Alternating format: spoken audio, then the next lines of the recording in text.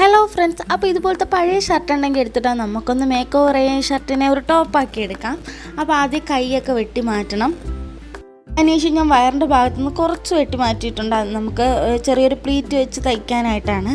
പിന്നെ neck portion എനിക്ക് ഈ കോളർ വേണ്ട, അപ്പോൾ പിന്നെ ഞാൻ ആ കോളറിനെ വെട്ടി മാറ്റിയിട്ടുണ്ട്. അതിനുശേഷം തുണികളൊക്കെ വെട്ടിയെടുത്ത് റെഡിയാക്കി വെച്ചിട്ടുണ്ട്.